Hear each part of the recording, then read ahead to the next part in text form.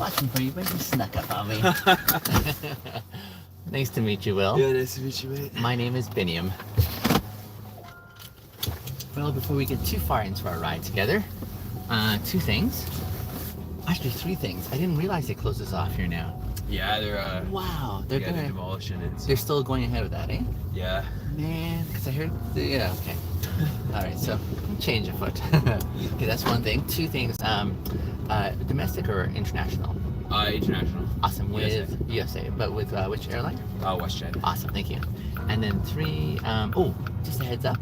I live stream in an unusual way in my Uber, so just careful what you share, and don't give me your bank number or your SIM number. Or whatever, you know? And I cannot place your accents. I'm from Ontario. Ontario. Yeah. How does it feel having one say you've got an accent from the same country? No, I get it all the time. It's funny. Do you know? It's funny you say that, yeah. That's funny. Okay. Yeah. The only word I have discerned that you guys say differently is about. About? Yeah.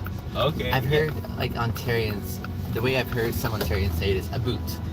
Yeah. Well, that's I mean, I get that. I get that a little bit. Oh, you do? Okay. Okay. Yeah. So I'm not kind of crazy here. No, you're good. Okay. Very cool. But you're not heading to Ontario. No, I'm not. And does that mean Calgary's home for you now? It is, yeah. Oh, nice. Okay. Is that a good thing, or do you miss Ontario? I mean, I go back and forth. Like when it's minus 15 outside or whatever it is right now. It don't get this cold in Ontario. Gotcha. Yeah. But it's humid there too. It's very humid. Oh yeah. And do you prefer the humid over the dry? When it's hot outside, I like the humidity. Okay. But when it's cold, the humidity just makes it even colder. Right. Totally. I see that. But here, the thing on this side is when it's hot and humid, people here usually say things like, "I just feel so clammy and sweaty all the time, even after I shower or whatever." Mm-hmm. Do you feel the same way, or are you more are you able to have a different experience that way? I mean, so you do get they're right when they say that you get all clammy, but the flip side of that here is when there's no humidity, your skin just dries out. I'm always put on lotion here, my lips are always chapped. Gotcha. And so when you're without those, it's more discomfort. Yeah, so I'd rather deal with the clamminess than the moisture. Dry lips and all that. I get that now. I get that. Yeah. But you gotta pick your poison, right? Yes, indeed. Indeed. Were you in the big city in Ontario or in a smaller setting? So I was raised just outside Toronto. Okay. And then I lived in Toronto for a couple years after I got into school. Yeah. And then I moved out here. So. Gotcha. I grew up in BC on the other side of the country. Oh yeah, Vancouver? Not Vancouver. Kamloops. Kamloops, so okay, yeah. More in the interior, right? Smaller setting. Yeah, well the mountains are nice there, right? Actually, the mountains are nicer closer to Vancouver, I would say. Okay. Kamloops has mountains, but they're not anything to write home. They're not good mountains. Yeah, they're more like ranges, if you will, you know? You can climb them within an hour and a half kind of thing. Oh yeah. So that for me is fairly low ball. But when you get onto the Coquihalla and you're right in the mountains, now that is breathtaking, I think. Yeah. And then when you get to Vancouver as well, here's the thing, Vancouver I would say is also gorgeous. I think it's gorgeous. It's lush, it's also humid there too, I would say. Yeah. Vancouver being so close to the water. But the greenery there is just so, the vegetation on the side of the highway, it's thick, you know, and I like that look too. And the mountains are right in your face, right there kind of thing. Oh yeah. Which is nice too. But when I came out here and saw how much sky they have out here, man, well, I was like, this is breathtaking. And then I love how even when you look way over on the horizon, you can see those mountains, and they're pretty amazing on that horizon, right? Yeah, but it's not here's the thing, I'll tell you about this. Tell me. I knew that they had mountains in Calgary before I came out here, but I never visited Calgary before I moved here. Right. And the way people hyped it up to me, I thought it was going to be like Vancouver, where you could be standing on the street in downtown Calgary and look up and see the mountains, but it's not like that, right? But in Vancouver, it actually is like that. That is Vancouver, if you're on absolutely. Granville or whatever, you can see the mountains, right? Absolutely. But if you're just standing on Stephen Ave and you look up, there's no mountains, right? But here's the contrast that I have. So yes, you have that option there. I think you have that option here within 1 hour if you drive to Canmore, say.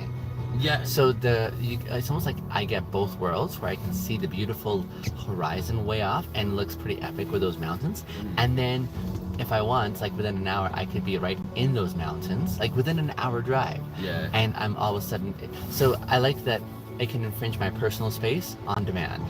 Yeah. Do you know what I'm saying? Whereas in Yeah. Vancouver, the only horizon you have is on the ocean where you're like, oh, look way off on the water, right? But you don't get that with the mountains. So to see like an actual mountain range in a panoramic view and Yeah. see how like extended it is, you don't get that in Calgary. Yeah, it's true. Sorry, in Vancouver. I should. So that's what I love about here is, yeah, I'm a glutton for views, like gorgeous views.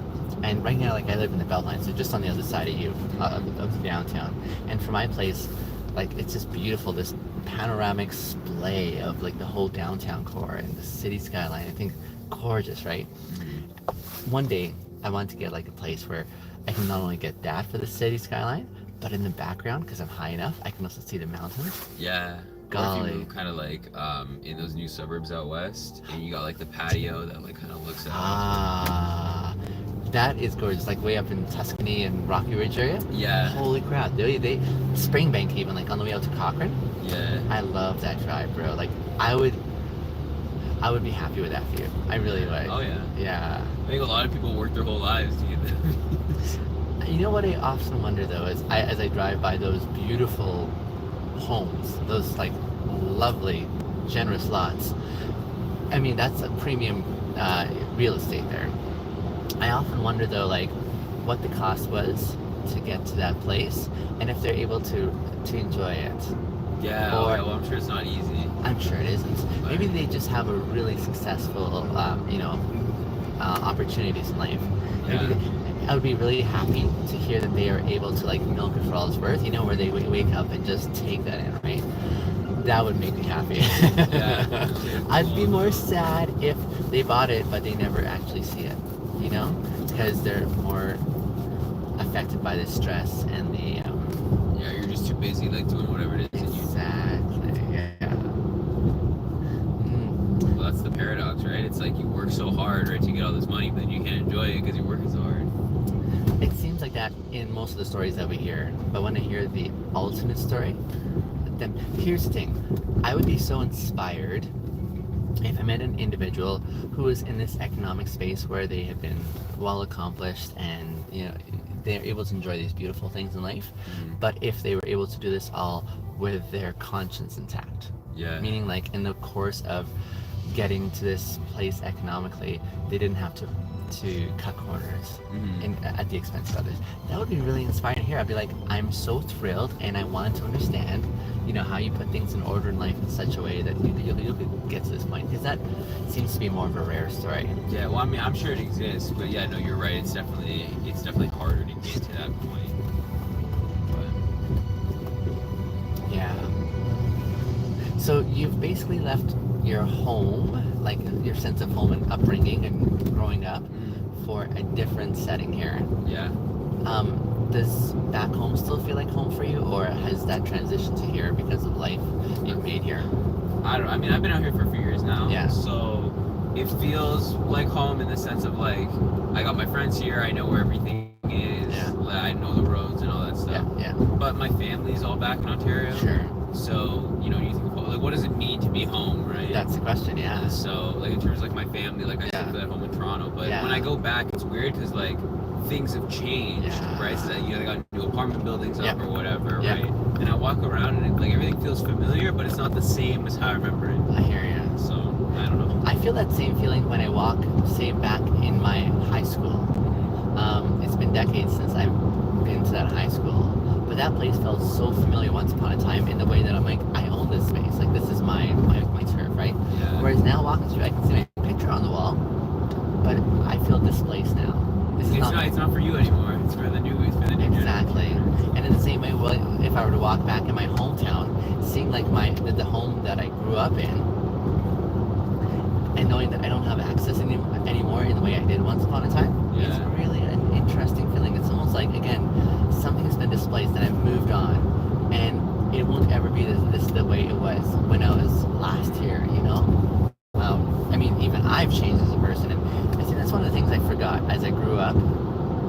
Or maybe I didn't forget, but I never really accommodated for this idea, Will, that we change over time too, right? And sometimes we change in a way that we appreciate where we came from, but we never would choose to go back there. Yeah, ain't that the truth? I know. I've been there. Yeah. It's like I appreciate where I've transitioned and morphed into, and the insights that I have now. But like, this is part of my history still, and I still keep it as part of my history, but in a way where it's just in the memory category, not in the I want to relive this again. Yeah, well, we're all trying to just get better in life, right? So like when you get to a point where it's like, okay, like I had this in my past and it was nice, but now I'm living a little bit better now. Like you don't feel the need to go back to that. Absolutely. Yeah. What would you say has been the biggest acquisition for you character-wise that you've really come to appreciate now in life? Oh man, in terms of character, you're asking me some deep questions for 4:40 in the morning. I know. I don't know. I think as I've gotten a little bit older, I've gotten a little better able to sort of recognize the things. Like I think when I was younger, I had more of a tendency to just think of everything in absolutes. But now as I get older, I realize that like we're all human. Like we all have our flaws. Like nobody's perfect, and we all have different motivations for doing things. And like you're not the main character here, right? Everybody has their own lives, right? So true. Just kind of recognizing that everyone's dealing with their own problems and like their own good things and bad things in their lives. Like it helps put everything in perspective, you know. Totally. So that's really insightful. I resonate with that too. I used to also be very black and white. I grew up in a very religious setting, and I mean that gave me a specific way of seeing the world where I'm like, this is like the way things are for everyone, basically, you know. And that really informed the way I connected with people, the things I talked about, the way I advocated for, you know, what my perspective was, and having met quite a few face plants in life along the way. Like I did some royal screw ups, like significant ones that I had to work through and take ownership for, and responsibility, etc. But now, like looking back, I appreciate the gray in life a lot more than I did the black and white once upon a time. In that sense, I think most people would probably subscribe to the black and white because there's a certain comfort in saying this is the story, you know, and I don't have to know exactly. Being in the gray takes a lot more nuancing, and it takes a lot more like patience, perhaps. I like the way one of my friends helped me understand this was I've just gotten better at accommodating for mystery and the unknown in life, and I think there's a certain humbling aspect when we can acknowledge we don't have the quorum on truth per se, capital T, or the way things are, and when we like acknowledge our finiteness, our common finiteness, and that we only have a specific access point, vantage-wise, that is one of like more than a billion, like more than 8 billion, right? And so there's just something, I don't know, rather redeeming in saying, how can I learn to see the world from another's perspective in a way that honors their contribution, even while I'm trying to figure out my way, just like they are, you know? Yeah, you realize like at the end of the day, like it's probably not as serious as you think it is. I know that. Like everything is fixable, right? Yeah. But when you're so like hung up on something, like it's hard to see that in the moment, right? Yeah. So. Okay, so when did you come to really appreciate the gray as opposed to the black and white? Like, was that like 5 years ago? Was that like last month for you? Probably probably more recently than it should have been, honestly. That's fair. I don't know. Probably once I hit like 25, I think like once that frontal lobe fully develops, like it's a different story at that point. But, yeah, I don't know. I mean, I think it's just like I went through like a few things, like and it's just like what you said, right? We all make mistakes, right? We all have good things and bad things happen to us, right? And once you have enough of that, and you realize like, oh, I've been through this enough times. Like I've made enough mistakes that I thought were life altering, and then I realized they're actually not. Like once you go through that enough times, you realize, okay, it's really not. Like you just gotta have some perspective, you know? I agree. In fact, I'd probably argue that one of the guarantees in life is that we're gonna have an ongoing supply that life is gonna hand out to us of really uncomfortable, difficult, challenging scenarios that we have to navigate through. Like ongoing, it's not gonna stop. Yeah. And in the midst of that, I almost see it as if we were to choose when we got all of our lessons in life, we'd probably procrastinate and put them all at the very end point, right? But life is like, no, I'm going to give it to you when you least expect it, when it's the most, comfortable season or whatever. And in the midst of all that, like the opportunity is always there to say, how do I now take the next step and figure out where I'm going to go from here, or how I'm going to work through this. And those opportunities, like I heard someone once say this too, and I thought it was really brilliant. They said, I've never seen someone grow in character in the good season, in the comfortable season of life, when you're coasting. They're saying, in essence, like it seems like these opportunities to grow as an individual often happen in the midst of crises and in the midst of like the royals, like everything going wrong, and you're like, there's like some big upheaval in your life. Yeah, no, that's a really good point. Yeah. So I've often reflected on that and saying, okay, how can I, in the midst of it, just be on the lookout for where are the opportunities that I'm being invited to consider growth. and that's kind of what life is all about, right? Like, yeah. we are only on this earth for a very short period of time, right? Relative to like lifespan of the universe. So life's too short to not kind of go out of your comfort zone and do what you want to do, right? It's not going to be easy, right? But if it was easy, everyone would do it. It's not supposed to be easy, right? So. This is not meant as a jab, but I really appreciate your insight for one so young. Yeah, I don't know how young you think I am, but I'm not that young. I'm guessing I probably have 2 decades on you still. So I'm gonna say you're 28 at the most. 27. 27. So, yeah. Okay. Yeah, just shy. Yeah. Still, yeah. I appreciate it. I mean, I don't know.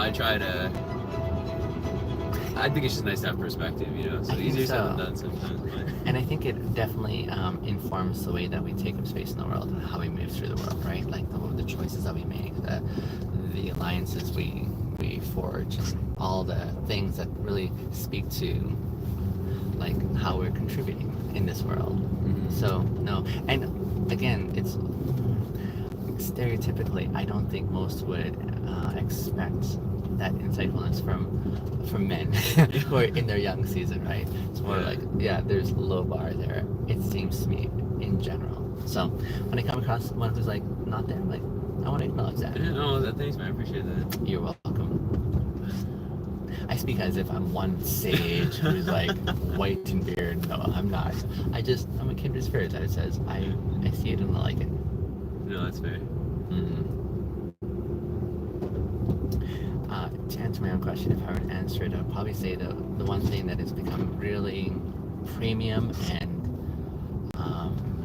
priceless for me to remember almost on a daily basis is, what does it look like for me to consider living with integrity? Mm-hmm. And it's not integrity that I've lived the last year, so I'm good now. It's more like, I have a consistency for sure, but how do I continue being in that moment of considering my intentions in the way that I have conversations, in the way that I make decisions, like a whole bunch of things along the way, right? Mm-hmm. So that's something that I've come to savor and really value in a way that I didn't for decades, and probably that's why it's as important to me now. Yeah, no, it's definitely not. It's definitely a conscious thing you gotta think about. Yeah. But there's a lot of benefit, I think, to doing that. I think so. So.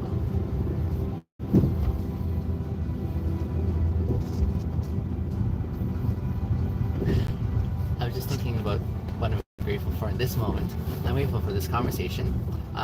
Even when I'm not recording, I still, this is why I love recording, is because I have a steady diet of really worthwhile reflections that I get to have with my riders, and as I do so, I'm just thinking about like those who are going to be watching like the recording of this. You're not on camera, by the way.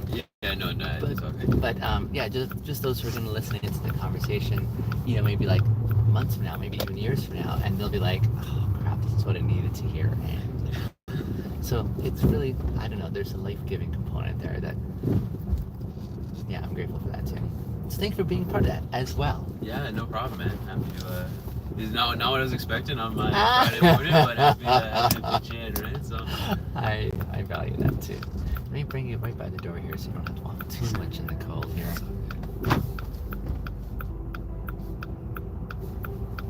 How long are you gone for?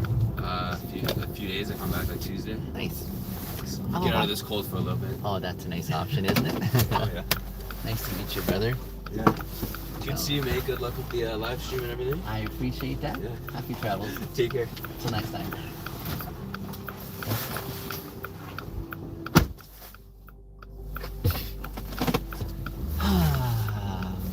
Oftentimes after a ride like that, there's just a sigh of contentment that I express, where it's like gratitude. Like it's almost like I'm breathing out gratitude and saying that was worthwhile.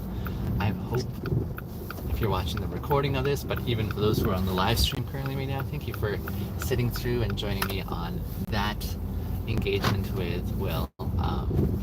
Like I was telling him, I'm impressed when I find one so young who is, I don't know, the intention for why they think the way they do is, it resonates, right? So I benefited and I hope you guys did as well. It's so good, right? I'm so grateful. I'm so grateful. Anyway, my next reserved ride is in about 2-3 hours, but I'm sure I'll have some other rides that are coming in the meantime. So let me just catch up here. Rina, I am an Ethiopian. Thank you for asking. RJ, thanks for the well wishes. Balzar, I see you as well. Sonic, hello. Nice to have you here. I'm an Uber driver, for those of you who are wondering what's going on here. I'm an Uber driver here in Calgary, Alberta, which is on the west side of Canada. And I've made videos of my experience as a driver with amazing conversations and such great people that I get to meet along the way here. And I've been sharing those videos, which have encouraged and inspired so many for a few years now. And I'm coming back and doing this, but in a different setting this time, where I live stream it so you guys can actually, oh, you're amazing, Rita. That's awesome. So I'm sharing my experiences as an Uber driver, just and I do this as a live stream so that I can share with y'all not only the recording, but also in the moment of how these settings in which I get to savor evolve. And so I hope you guys are blessed by that as well. I will see you guys on the next live stream. Just click the notification button if you haven't already subscribed, so that you can get a notification when I'm going back on live. I do this almost every day in the week, and there's lots that I do in the course of a day, and I'd love to share those moments with you all. Okay, bye for now.